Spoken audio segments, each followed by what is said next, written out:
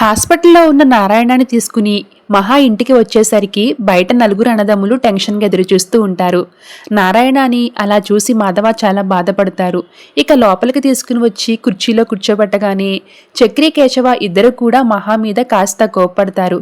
చెప్తే వినాలి, చూసారా ఇప్పుడు ఏమైందో అంటూ చక్రి మహాపై సీరియస్ అవుతాడు.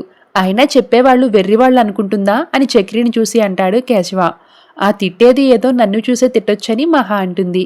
మొత్తానికి అక్కడ ఏం జరిగింది, గొడవ ఎలా అయింది అనేది మొత్తం కూడా మహా అందరికీ చెప్తుంది. ఇంతలో నారాయణ కొడుకుల్ని తిడతాడు.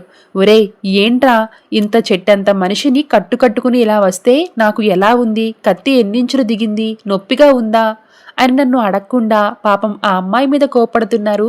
అసలు మీరు నా పుత్రులేనా అని నారాయణ వెటకారంగా అంటూ ఉంటాడు. దాంతో మాధవ నారాయణ పక్కనే కూర్చుని, నాన్న నొప్పిగా ఉందా, నీకు ఏమైనా జరుగుంటే మేము అమ్మా నాన్న లేని అనాథలం అయిపోయేవాళ్లమని కళ్లల్లో నీళ్లు పెట్టుకుంటాడు.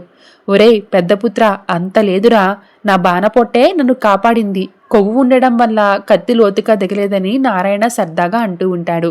ఇక ఆ సీన్ చూసి మహా అందరికీ సారీ చెప్తుంది. నన్నందరూ క్షమించండి, మీ మాట వినకుండా నేను వెళ్ళడం తప్పే. మా అన్నయ్య ఇంత పని చేస్తాడని నేను ఊహించలేదు. నా వల్లే మీకు ఇలా జరిగిందని మహా అంటుంది.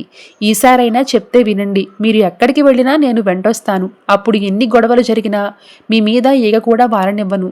ఇప్పుడు చూడండి ఏమైందో అని చక్రి అంటాడు. దాంతో మహా మళ్ళీ సారీ చెప్పి లోపలికి వెళ్ళిపోతుంది.